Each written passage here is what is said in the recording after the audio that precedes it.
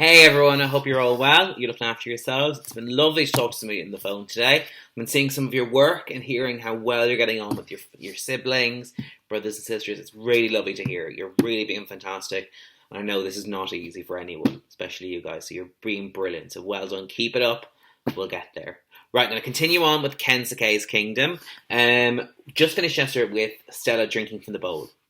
I left Stella to her water feast and climbed up further to investigate. Another bowl of water, and beside it, palm leaves laid out on the rock and half covered by an upturned tin. I sat down and drank the water without pause for breath. Water had never tasted so wonderful to me as it did then. Still gasping, I lifted aside the tin. Fish! Thin strips of translucent white fish, dozens of them, laid out neatly in rows on the palm leaves, and 5, 6, 7 small red bananas. Red bananas! I ate the fish first, savouring each precious strip. But even as I ate, I was looking around me, looking for a telltale trembling of leaves at the edge of the forest, or for a trail of footprints in the sand. I could see none. Yet someone had brought this to me. Someone must be there. Someone must be watching me. I wasn't sure whether to be fearful at this revelation, or overjoyed. Stella interrupted my thoughts. She was whimpering pitifully at me from the rock below, and I knew it wasn't love or comfort she was after. She caught each strip of fish I threw to her, snaffled it in one gulp, and waited for the next, head on one side, her ear pricked. After that, it was one for me, one for her. Her beseeching eyes would not let me do otherwise. The fish was raw, but I did not mind. I was too hungry to mind, and so was Stella. I kept the ripe bananas all to myself. I ate every single one of them. They weren't like bananas back home, but much sweeter altogether, much juicier, much more delicious. I could have eaten a dozen more. Once I had finished, I stood up and scanned the forest. My benefactor, whoever he or she was, had to be somewhere close nearby. I was sure I had nothing to fear. I must make some kind of contact. I put my hands to my mouth and called out again and again. Thank you, thank you, thank you. My words echoed round the island. Suddenly the forest was alive again with noise, a great cacophony of singing and hooting and howling and cawing and croaking. Stella barked wildly back at it. As for me, I felt suddenly exhilarated, elated, ecstatically happy. I jumped up and down, laughing and laughing until my laughter turned to tears of joy.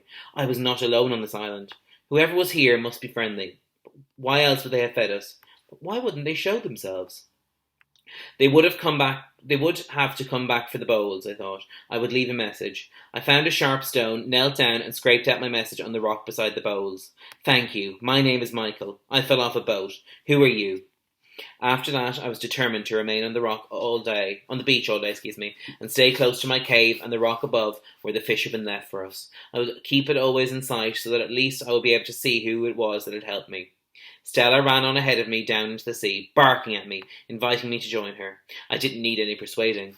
I plunged and cavorted and whooped and splashed, but all through my antics she just cruised steadily on. She always looked so serious when she swam, chin up and paddling purposefully. The sea was balmy and calm, barely a ripple of wave to be seen. I didn't dare go out of my depth. I had seen quite enough of that for a lifetime. I came out clean and refreshed and invigorated, a new person. The sea was a great healer. My bites were still there, but they did not burn any more. I decided I would explore further along the beach, right to the end if I could, just so long as I could keep my cave in view all the time. There were shells here, millions of them, golden and pink, thrown up in long lines along the beach. But before I came across what seemed at some distance away like a flat wedge of rock protruding only very slightly from the sand, Stella was scrabbling excitedly at the edge of it. It turned out to not be rock at all, but a long sheet of rusted metal, clearly all that was left of the side of a ship's hull, now sunk deep in the sand. I wondered what ship it was, how long ago she had been wrecked. Had some terrible storm driven her onto the island? Had there been any survivors? Could any of them still be here? I knelt down in the sand and ran my hand along it. I noticed then a fragment of clear glass lying in the sand nearby from a bottle, perhaps. It was hot to touch, too hot to handle. It came to me in a flash. Eddie had shown me how to do it. We'd tried it in the playground at school, hiding behind the dustbins where no one could see us. A piece of paper, a piece of glass, and the sun. We had made fire. I didn't have any paper, but leaves would do. I ran up the beach and gathered whatever I could from under the trees. Bits of cane, twigs, all sorts of leaves, paper thin, tinder dry. I made a small pile on the sand and sat down beside it. I held my piece of glass close to the leaves and angled it to the sun. I had to keep it still, quite still, and wait for the first wisp of smoke. If only I could get a fire lit, if only I could keep it alive, then I would sleep by it at night. It would keep the flies away too, and the animals away too. And sooner or later a ship had to come by. Someone would spot the smoke. I sat and I sat. Stella came over to bother me. She wanted to play, but I pushed her away. In the end, she went off and sulked, stretching out with a sigh under the shade of the palm trees. The sun was roasting hot, but nothing happened still. My arm was beginning to ache, so I arranged a frame of twigs above the leaves, laid the glass across it, and then crouched by it and waited. Still nothing. All of a sudden, Stella sprang up from her sleep, a deep growl in her throat. She turned and ran towards me, wheeling around to bark her fury at the forest. Then I saw what it was that had disturbed her. A shadow under the trees moved and came lumbering out in the sunlight towards us. A monkey, a giant monkey. Not a gibbon at all. It moved slowly on all fours. It was brown, ginger, brown. An orangutan. I was sure of it. He sat down just a few feet from me and considered me. I dared not move. When he'd seen enough, he scratched his head casually, turned and made his way back on all fours slowly into the forest.